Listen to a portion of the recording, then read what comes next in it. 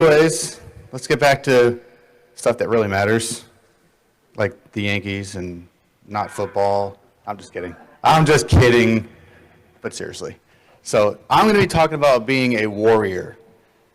So I'm doing this because I believe that with everything going on in our world today, that we need to stand for what we believe in.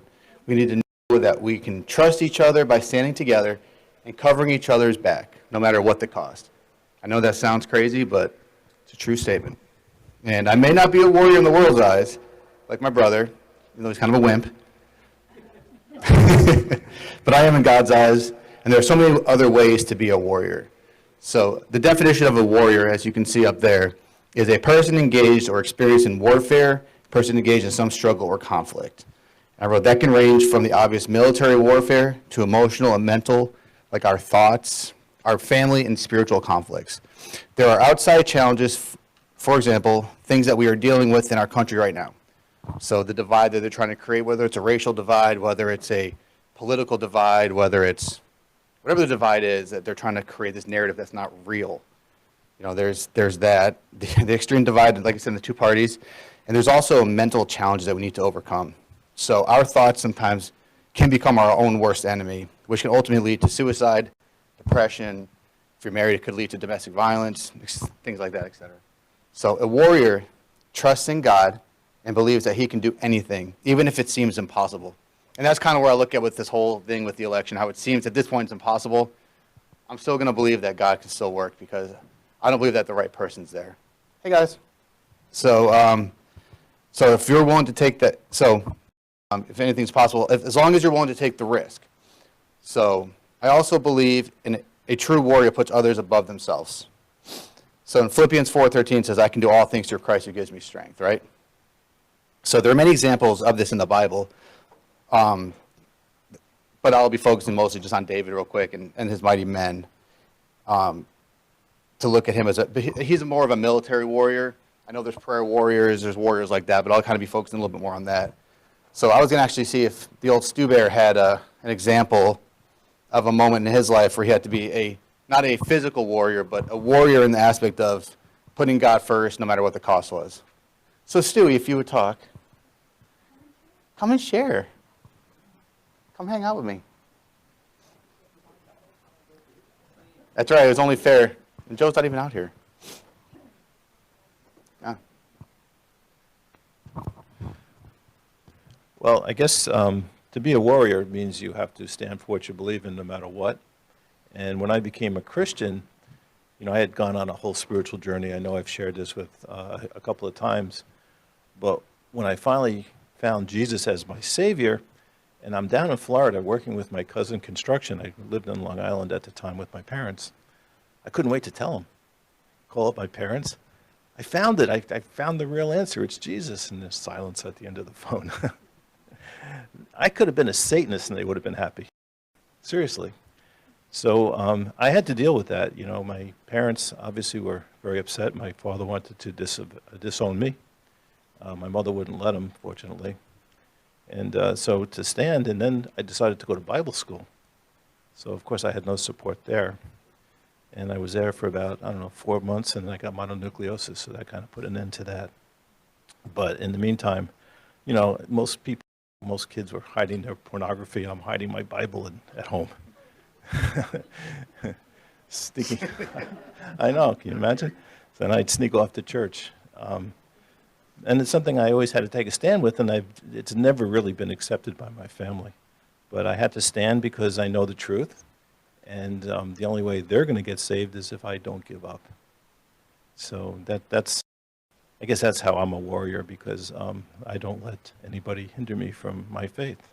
And you raised a Navy SEAL. Navy SEAL, I raised an awesome boy here, and a wonderful daughter, and She's not here, doesn't matter. In fact, my father really wanted to blame my faith on Debbie because she was a Christian when we met, but I was a Christian before then, so they couldn't blame her. So it's been a great journey. It's been hard at times, but it's worth it. Thank you, Stewie. You're welcome, Keith. So there's an example of not literally being a physical warrior, but you can call it a spiritual warrior. So that if you can, oh wait, never mind. This is this for? What do I push? I got it. Whatever. So, also you need to be prepared at all times. So, this would be the warrior's prayer. I have to read off my computer because I guess I'm getting older. My eyes aren't as good. Just don't tell my mom. So, the warrior prayer is, Heavenly Father, I am your warrior. Prepare me for battle. Today I claim victory over Satan by putting on the whole armor of God. I put the girdle of truth. As you can see, I got my little warrior next to him so you can kind of see what's going on over there. I stand firm in the truth of your word, so I will not be a victim of Satan's lies. I put on the breastplate of righteousness. May it guard my heart from evil, so that I will remain pure and holy, protected under the blood of Jesus Christ. I put on the sandals of peace. May I stand firm in the good news of the gospel, so your peace will shine through me and be a light to all I encounter. I take the shield of faith. May I be ready for Satan's fiery darts of doubt, denial, and deceit, so I will not be vulnerable to spiritual defeat. I put on the helmet of salvation. May I keep my mind focused on you, so Satan will not have a stronghold on my thoughts. I take the sword of the Spirit. May the two-edged sword of your word be ready in my hands, so I can expose the tempting words of Satan. By faith, your warrior has put on the whole armor of God. I am prepared to live this life in spiritual victory. In Jesus' name, amen. Amen. Yeah, I made it up myself. Next one, Dad. So, looking for some cool traits on a warrior, we found, by we, I mean, the sisters and myself, we were looking for some stuff, and this one is the 11 characters warrior, although they only gave 8. So, the 8 characters of a warrior. They can hear me. 8 characters of a warrior. Oh, anyways. Dad, can you push it again? So the first trait is, if you want to be a warrior, you must own your inner coward. So if you don't know how big of a coward you are, you have some work to do. Seeing it is the first step. Second step is you're coming out as a coward. It is painful and shameful to realize how fear-driven and inauthentic we are. Don't know what I'm talking about? I'm sorry to break it to you, but then you are merely a coward in denial and you are not a warrior. You don't have a clue. So, first step would be just admitting to the fact that you're scared, but you do it scared.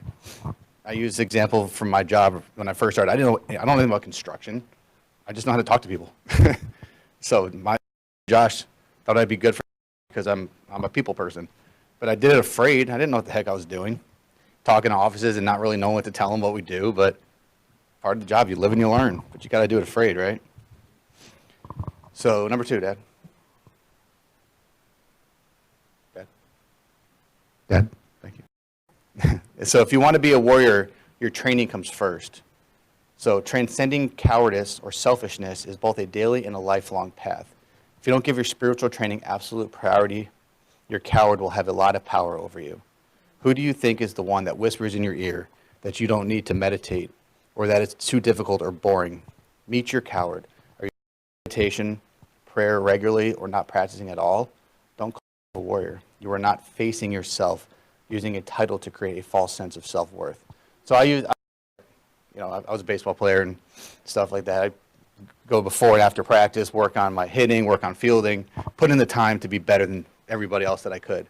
So I put the work in so it would translate onto the field, right? Same thing with like my brother when he was going to battle.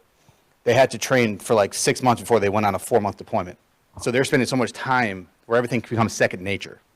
So that's one of the big things when you're, in this case, in like a warfare. So, all right, next. If you want to be a warrior, your word is golden, always. So a warrior speaks from his heart and therefore naturally lives up to his word. His word and his actions are aligned. There is no gap. A coward likes to paint a favorable self-image and will say anything that sounds right in the moment, changing your mind a lot. Excuses, try to avoid commitment or getting away from previous promises regularly. That means you are running away from your true nature. The coward owns you. So, obviously, your word is your bond. If you say you're going to do something, do it. If you say you're going to try to, whatever the case may be. I don't know. What's a good example? Carl, give me a good example. No, this is about your word being golden. All right. Anyway. Cancel on. There you go.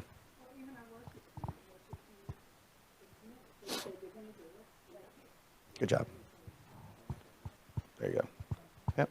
Or anything with your job, you say you can do something for somebody, make sure you follow through. I mean, you understand that. You know, do what you do. You have to keep your word. If you don't, it's going to ruin your business. So I understand that. If you want to be a warrior, you don't put yourself first. Self-preservation at all costs is the domain of the coward. A warrior knows that it is not about him. As a warrior, you don't feel separated, so you don't act as if you feel separated. Only a separated self gives his self-preservation priority. Are most of your actions aimed at creating something beneficial for yourself? Say hi to your coward. So, I mean, when you have kids, they come first, you know, and as much as sometimes you want to kill them, like earlier today. Not you guys are good. But, yeah, I mean, you got to put others above yourself. That's what I love about sports, you know, because everybody's out there for the same goal. Everybody's working for a common goal, and you have different, for football, for example, you have different positions. So if you don't do your position right, you're not going to be successful. So just be good at what you're supposed to do and put others above yourself by working hard so that you're good at what you're doing so that you can make everybody else around you better. Just thought of that. If you want to be a warrior, you develop fearlessness. So a warrior is intimately acquainted with his fears. He knows them as well as a mother knows the names of her children. But his actions are not informed by fear, but by love. He is not without fear, but free from them. Feel of fear, avoiding fear, spend a lot of time looking for comfort and chasing desire. You are living the cowardly life. So same thing kind of with the job, you know, even though you're afraid, you just do it. You know, it's like when you're in battle, go. You're trained to do it, so you just trust your instincts that what you're taught will translate to the battlefield, basically, or to the football field or to baseball, whatever the case may be, whether it's school, doing your studying, so that way when you have your test, second nature is you know the answer. Next one, Dad. If you want to be a warrior, you don't hide behind your masks and patterns, you reveal them. The coward likes to hide behind masks, successful masks, pretty masks, cool masks are his favorite, smart masks and charming are also convenient. A warrior reveals them for his own sanity, not to impress others. He simply wants his vision to be clear. Are you aware of your masks? Are you committed to unconditional discarding masks, tossing them out, tossing them one after the other? If that is not a wholehearted yes, that is something, or that is coming out of your mouth right now, now you are looking through the lens of a coward. So it's kind of like that whole like chameleon, kind of like you're just doing whatever your friends do because your friends are drinking, you're going to drink with them because that's what your friends do. Instead of for who you are, you know, which is very important to be who you are without trying to impress other people, basically. You know, stand up for who you are. Don't worry about other people think.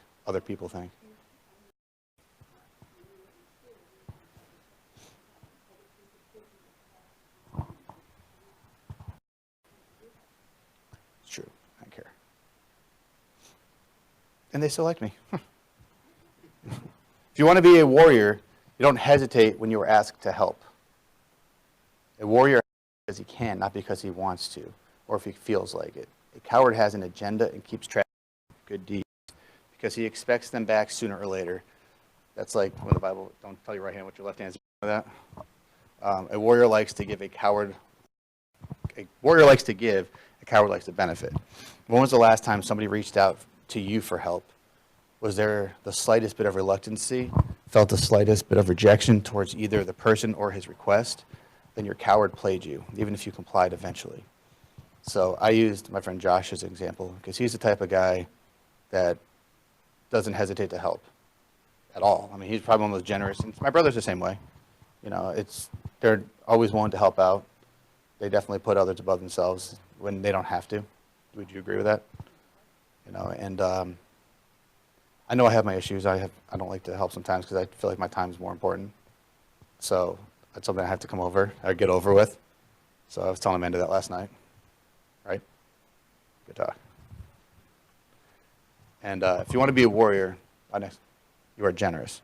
A warrior gives everything because he has no fear of depleting himself nor does he need energy to uphold anything.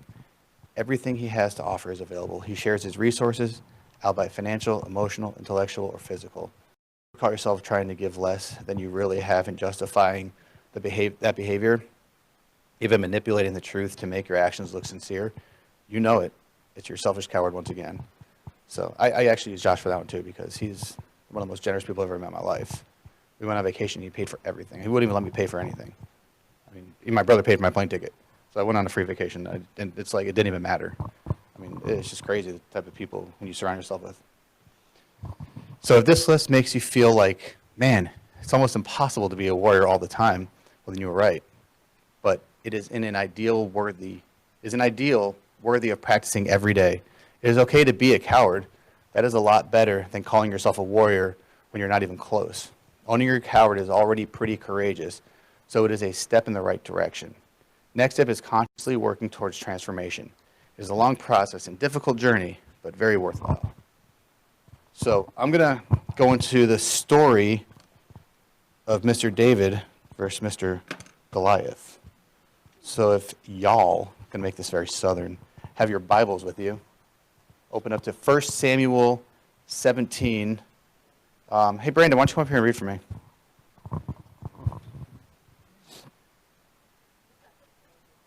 No pressure. I know. All right. The whole thing? The whole shebang. Right. It'll Down to where? down to the. It's a long one. Oh, gosh. Yeah. It's like you're in school. Too many words. That's right. If you need help, I'll cheer you on. So. All right. So here's 17, 1 through the end. 50 something. The Philistines mustered their army for battle and camped between Soko in Judah and Azekah at Ephes Dammim. Saul countered by gathering his Israelite troops near the valley of Elah. So the Philistines and Israelites faced each other on opposite hills, with the valley between them. Then Goliath, a Philistine champion from Gath, came out of the Philistine ranks to force the forces of Israel. He was over 9 feet tall. He wore a bronze helmet, and his bronze coat of mail weighed 125 pounds. He also wore bronze leg armor. Put that in perspective real quick. 9 feet tall. I'm like 6 feet, so 3 feet more. And his armor weighed 125 pounds. That's more than you. So the armor weighed more than having a person on him. Like, that's how big this guy was. And put it in perspective.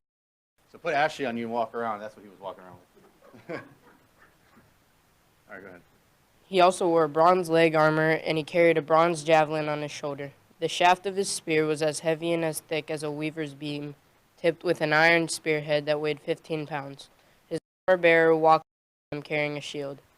Goliath stood and shouted a taunt across to the Israelites. "Why are you all coming out to fight?" he called. "I am the Philistine champion, but you are the servants of Saul. Choose one man to come down here and fight me. If he kills me, then we will be your slaves. If I kill him, you will be our slaves. I defy the armies of Israel today. Send me a man who will fight me." Then Saul and the Israelites heard this. When Saul and the Israelites heard this, they were terrified and deeply shaken. So what's his face? Goliath has been a warrior since he was a kid, right? That's what he says. Been a champion since he was young. Now, he's taunting an army. He's like, it's weird to think that one person is intimidating an entire army of people.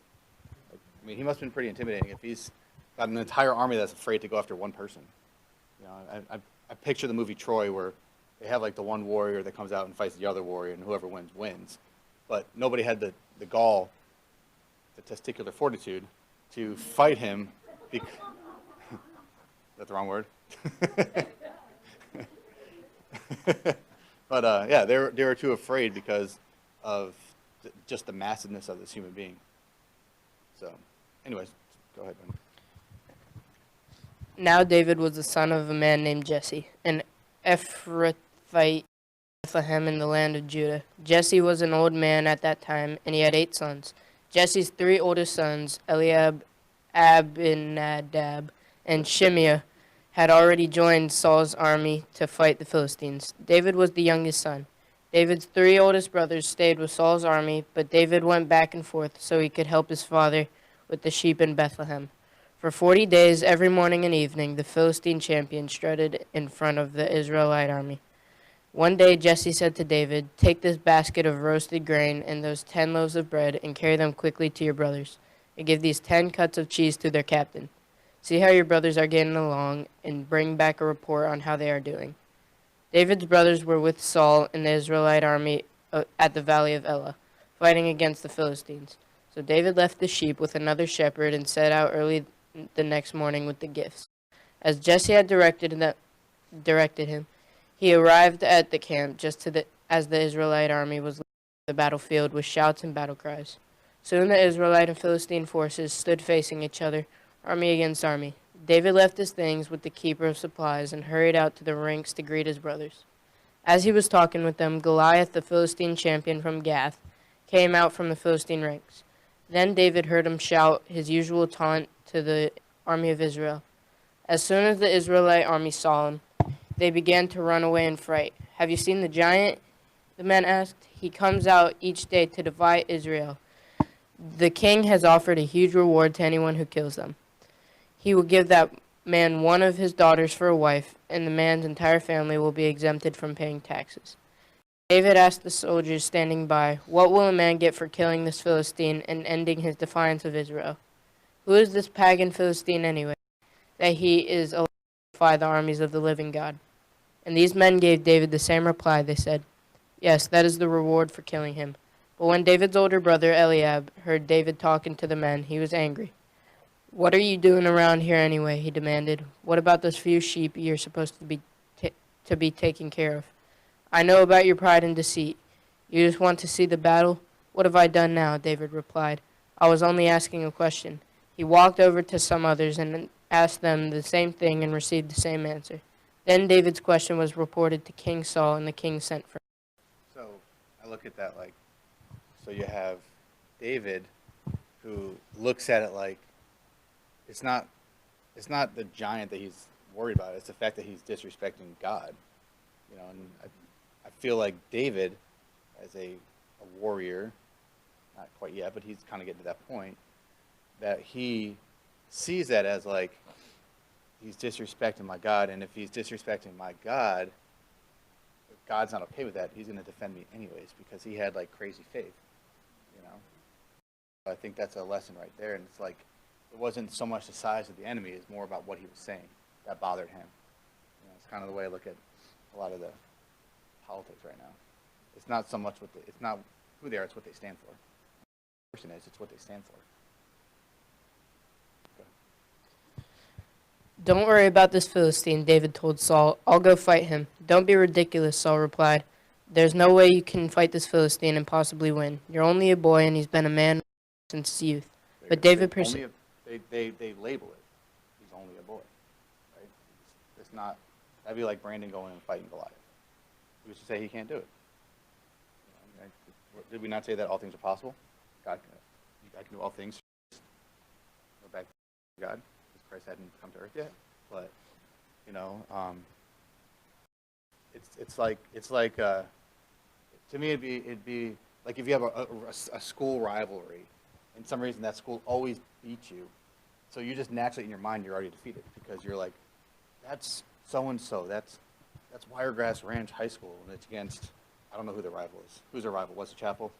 All right, they're playing Wesley Chapel High School, and Wesley Chapel's terrible, and Wiregrass always beats them. So it's like a mindset. I know it's a totally different extreme, but still, it's kind of an analogy of that, or a comparison. Or it's Tom Brady with the Patriots. And then but look at what he did. You have Tom Brady 20-0, and he loses to a Giants team. That guy catches the football in his helmet. I mean, it's unbelievable, Sorry, Gail. Yeah. All right, go ahead. Sorry. But David persisted. "I have been taking care of my father's sheep and goats. When a lion or bear comes to steal a lamb from the flock, I go after it with a club and rescue the lamb from its mouth." So think about that. He's going after lions. Me, I'd be more afraid of a lion or a bear, because that's what they do. That's how they, and they're hunters. they're the alphas. So, it's like he's not afraid of that. Why is he going to be afraid of some guy that's disrespecting God? Go ahead. You're doing All great. right. Keep up the work. I go after it with a club and rescue the lamb from its mouth. If the animal turns on me, I catch it by the jaw and club it to death. I have done this to both lions and bears, and I'll do it to this pagan Philistine too, for he has defied the armies of the living God. The Lord who rescued me from the claws of the lion and the bear will rescue me from this Philistine. See, you already know. Saul finally consented. All right, go ahead, he said, and may the Lord be with you. Then Saul gave David his own armor and a bronze helmet and a coat of mail. David put it on and strapped the sword over it and took a step or two to see what it was like, for he had never worn such things before. I can't go in these, he protested to Saul. I'm not used to them. So David took them off again. He picked up 5 smooth stones from a stream and put them into a shepherd's bag. Then, armed only with his shepherd's staff and sling, he started across the valley to fight the Philistine. So when you think about it, right, he goes into war to not put on armor, right? It's almost like with Gideon, like he goes with 30,000 men. Where's the miracle? Where's God working in that? I mean, granted, it's still God working when you have a kid, but I mean, where's God when he just goes out there with a little slingshot and friggin' whips him in the face with it, opposed to when you're dealing with a guy. I don't know. I always thought, like, I wonder if Saul wanted him to put on his equipment so people would think it was Saul in battle, maybe so he could get credit. I don't know, but obviously it was too heavy and it wasn't really what he was capable. It wasn't comfortable for him, right? He didn't use a sword. He ended up using Goliath's sword. So I don't know. I thought it was very interesting because obviously you don't see God working if he has everything on, because it's just like he's another warrior. In this case, he's crazy David. Goliath walked out towards David with his shield bearer ahead of him, sneering in contempt at this ruddy-faced boy. Am I a dog, he roared at David, that you come at me with a stick? And he cursed David by the names of his gods. Come over here, and I'll give you your flesh to the birds and wild animals, Goliath yelled. David replied to the Philistine, You come to me with sword, spear, and javelin, but I come to you in the name of the Lord of heaven's armies, the God of the armies of Israel, whom you have defied. Today the Lord will conquer you, and I will kill you and cut off your head. Then I will give you the dead bodies of your men to the birds and the wild animals. And the whole world will know that there is a God in Israel. And everyone assembled here will know that the Lord rescues his people, but not with sword and spear. This is the Lord's battle, and he will give you to us. As Goliath moved closer to attack, David quickly ran out to meet him. Reaching into his shepherd's bag and taking out a stone, he hurled it with his sling and hit the Philistine in the forehead. The stone sank in, and Goliath stumbled and fell face down on the ground. So David triumphed over the Philistine with only a sling and a stone, for he had no sword. Then David ran over and pulled Goliath's sword from its sheath. David used it to kill him and cut off his head. So it says he grabbed 5 stones. I've read that Goliath, I guess, had 4 of the brothers, so I guess it's just in case the other brothers came so that he can get them too. So, I mean, obviously he wasn't questioning whether he was going to kill him on the first throw. When the Philistines saw that their champion was dead, they turned and ran. Then the men of Israel and Judah gave a great shout of triumph and rushed after the Philistines, chasing them as far as Gath and the gates of Ekron. The bodies of the dead and wounded Philistines were strewn all along the road from Sharim as far as Gath and Ekron. Then the Israelite army returned and plundered the deserted Philistine camp. David took the Philistine's head to Jerusalem, but he stored the man's armor in his own tent. As Saul watched David go out to fight the Philistine, he asked Abner, the commander of his army, Abner, whose son is this young man? I really don't know, Abner declared. We'll find out who he is, the king told him. As soon as David returned from killing Goliath, Abner brought him to Saul and the Philistine's head still in his hand. Tell me about your father, young man, Saul said, and David replied, His name is Jesse, and we live in Bethlehem. Thank you, Brandy. Brandy, you are such a good reader. Everybody give Brandon a hand. Thank you. Thank you. So when I'm looking at David, and like I was talking with Brandon last night, we went to the gym together and we were talking, and I was like, because I was telling him, you know, he's, as the oldest, he's the leader of the family with the boys. And I was telling him, I said, it's crazy when you think about this, that when you look at David, I said, that would be like somebody going to our family and saying, Colton's going to be the next king. You know, Colton's 3 years old, and it's like, how do you see that? Because he was youngest of 8 boys, right? So who would have thought that David, the littlest of all of them, would be the mightiest warrior of all of them, and the only one they ever talk about in the Bible, other than their initial, this part. You know, it's kind of crazy how that really works. So what makes David a warrior? I would say the fact he had no fear. You know, I think that he had an unwavering faith and relationship with God, that he knew that no matter what, he was going to be okay and that God was going to protect him. And if not, he knew where he was going anyways, but he had the faith, and God had a promise at that point. Was that before or after he was, I didn't really read before. I'm trying to remember. Was that before he was, not king, but blessed, like told he would be a king? That was after? Okay. So yeah. So he already knew he was going to be a king, so he had a promise that he already knew was going to happen. So, and you know God's not a liar. And I would say he had no fear. As you can see, when everybody else is terrified and running away when Goliath came, he ran to him, not run away from him. So I think you really think about what that would mean. Like that'd be like Brandon running at, or Chase running at Goliath, or I guess, at Goliath and not being afraid of him. Well, you have grown men, they're like, no, I don't want anything to do with that guy. You know, it kind of puts things in perspective. He stands with God without apology, obviously. I mean, his relationship with God was, very biblical, literally. He, unwavering, he had his falls, but, he's a man after God's own heart. So kind of tells you who he is and who he was in God's eyes. And I would say his experience with his father's sheep and goats trained him for that battle where he wasn't afraid, because I think it'd be real easy to be afraid when you see a giant. Literally, it's like when Joshua and Caleb were going to the promised land, how everybody said there's warriors, there's giants in the land, and they were afraid to go, and they weren't afraid to go.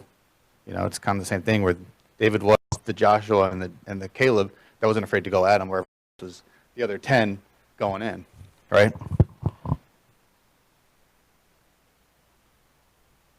And then, Dad, you go to the next one.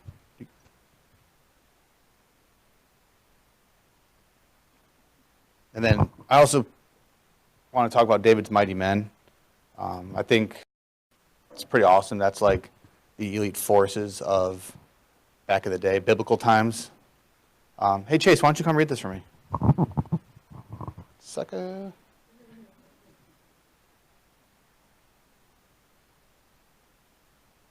All right, so we're going to read, it's 2 Samuel 23, 8 through 23. So David's mightiest warriors. There were 37 of them in all. So, you guys ready? 2 Samuel 23, verses 8 through 23. These are the names of David's mightiest warriors. The first was Jashobeam the Hakmonite, who was leader of the three. So he was the elite of the elite. The three mightiest warriors among David's men. He once used his spear to kill 800 enemy warriors in a single battle. Now put that in perspective. I mean, try killing everybody in this room in one single battle, let alone 800 men. Yeah. I mean, your shoulder, it probably popped out of socket tons of times. When you're sitting here jabbing, I can only imagine, like, the amount, and, like, not being able to lift your arm afterwards for probably like a week because you're so freaking sore. Next in rank among the three was Eleazar, son of Dodai, a descendant of Ahoah. Yeah, they had weird names back then. I'm glad we're not like, good thing they don't call you Dodai. Yeah, Dodai. Doo-doo. All right, go ahead, sorry. Once Eleazar and David stood together against the Philistines when the entire Israelite army had fled. He killed Philistines until his hand was too tired to lift his sword, and the Lord gave him a victory that day. The rest of the army did not return until it was time to collect the plunder. So think about that. You have the entire military backing, and it's just David, who wasn't the king at the time, but David, actually he was the king at the time, right? I don't know, whatever, I wasn't there. You got David, and you got this guy, Eleazar, and they fought an entire battle by themselves. This dude's hands, you imagine holding something so long that you can't even lift your arm up? Too tired to lift his sword? I mean, that's a lot of killing. A lot of killing. And the fact that the people only came back to collect the plunder, it's like, that would kind of irritate me if I was them, but I guess that's the putting others above yourself within the leadership and the warrior ranking. Go ahead. Next in rank was Shammah, son of Agi from Harar. One time the Philistines gathered at Lehi and attacked the Israelites in a field full of lentils. The Israelite army fled, but Shammah held his ground in the middle of the field and beat back the Philistines. So the Lord brought about a great victory. Same thing. Guy beat an entire army by himself.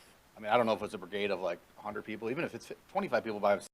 Back then, it's not like today where you just take out a gun and just shoot them. I mean, you have to go and get on top of them, so you're surrounded by people.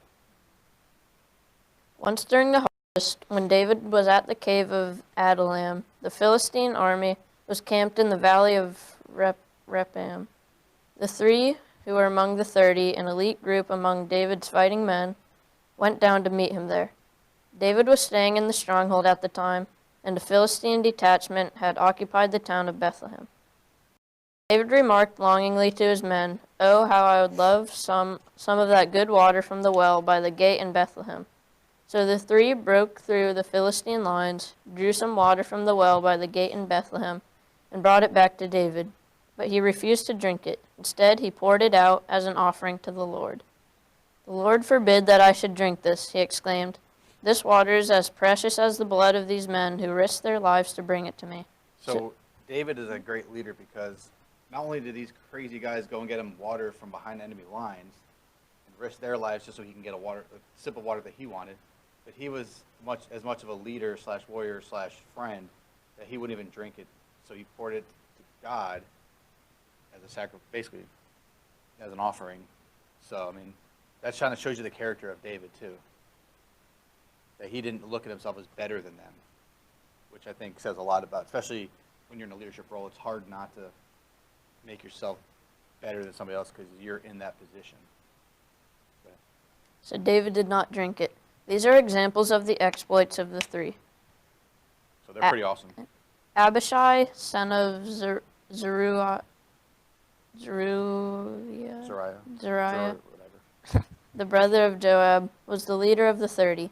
He once used his spear to kill 300 enemy warriors in a single battle. It was by such feats that he became as famous as the three.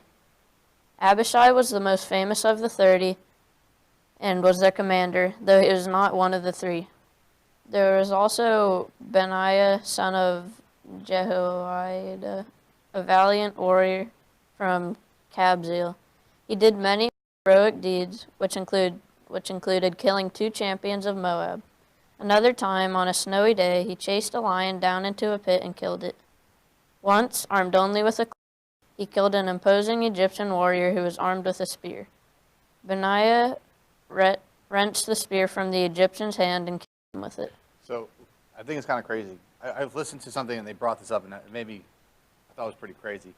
So when you look at it, it says, on a snowy day, he chased a lion down into a pit. So he ran a lion into a pit where they're probably surrounded by the pit, and yet he still went in there. Instead of running away because it's in the pit, he decides to jump in there and kill it. It's a pretty crazy dude. Like I said, he didn't have a gun to shoot him with or anything like that. He went in there and actually clubbed it to death. Deeds like these made Benaiah as famous as the 3 mightiest warriors. He was more honored than the other members of the 30, though he was not one of the 3.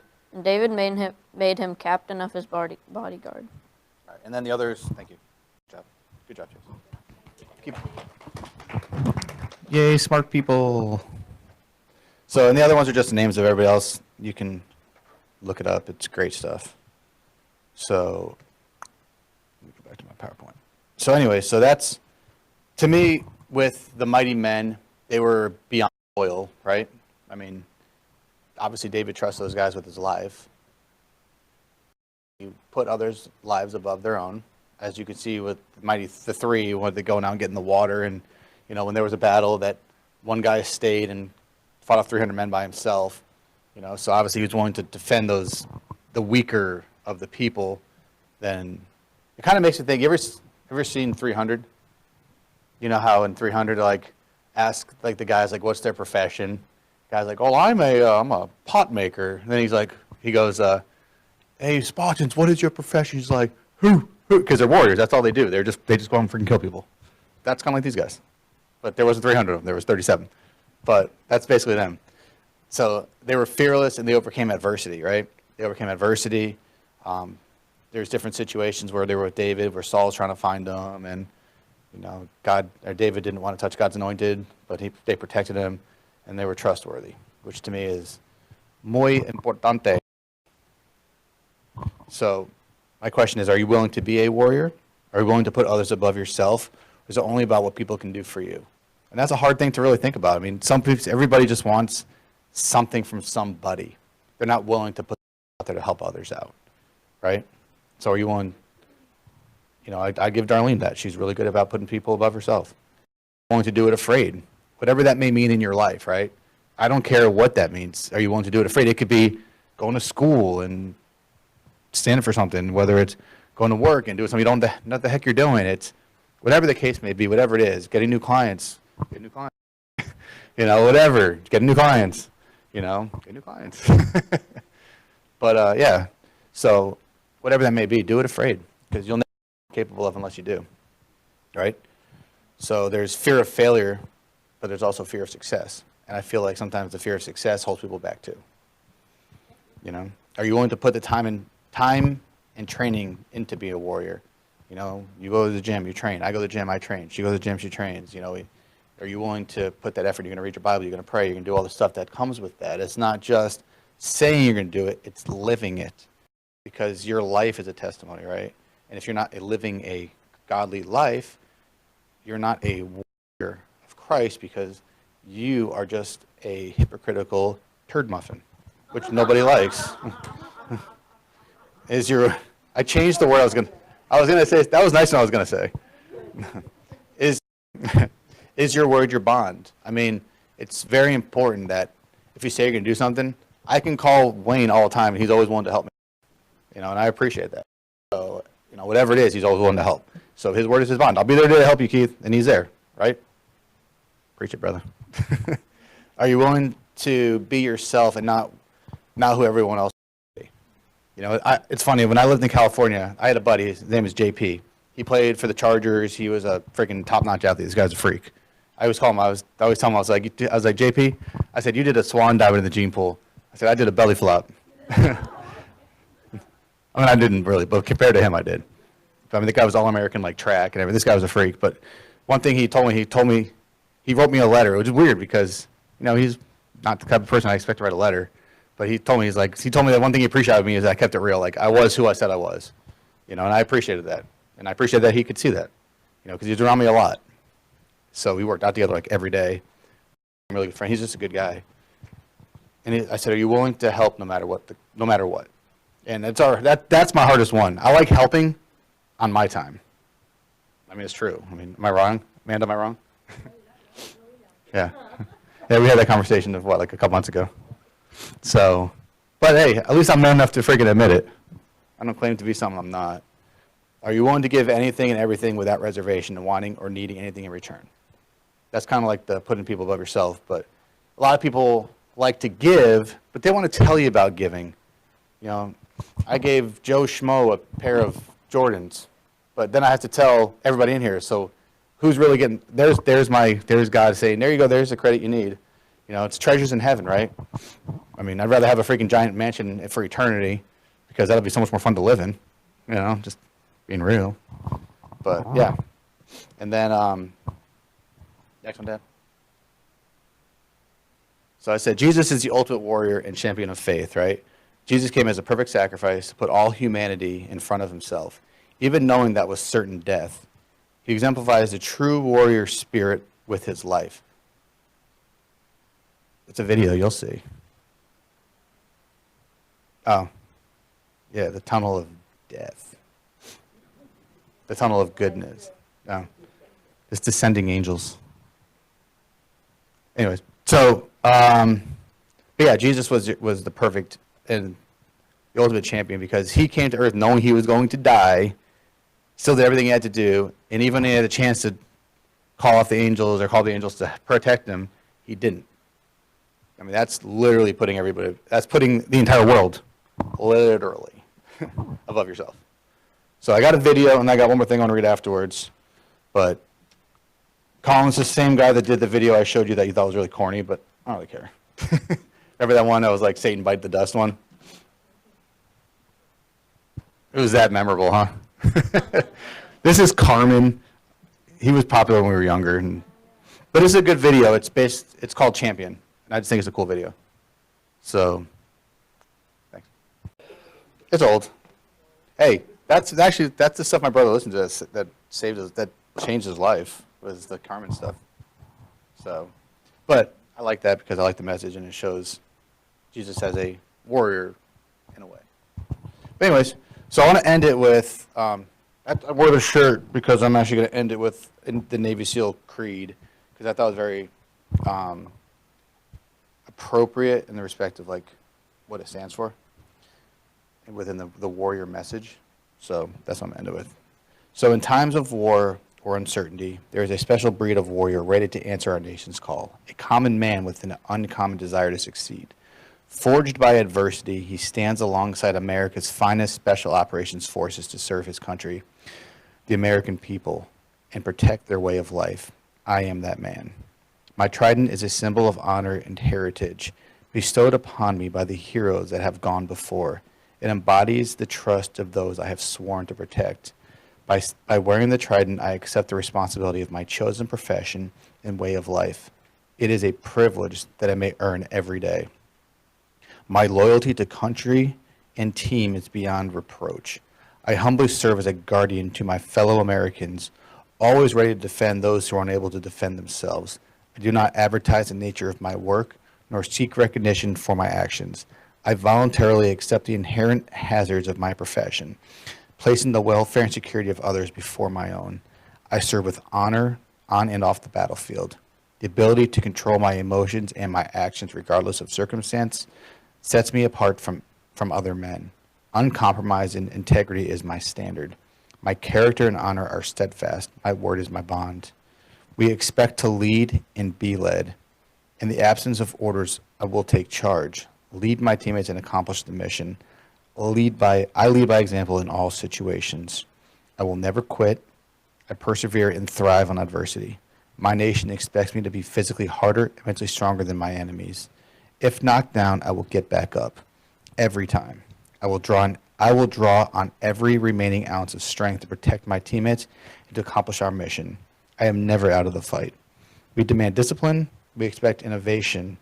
The lives of my teammates and the success of our mission depend on me. My technical skill, tactical proficiency, and attention to detail. My training is never complete. We train for war and fight to win. I stand ready to bring the full spectrum of combat power to bear in order to achieve my mission and the goals established by my country. The execution of my duties will be swift and violent when required, yet guided by the very principles that I serve to defend. Brave men have fought and died, building the proud tradition and feared reputation that I am bound to uphold. In the worst of conditions, the legacy of my teammates steadies my resolve and silently guides my every deed. I will not fail. So that's their creed, and I just thought it was appropriate. So that's what I got. Amen.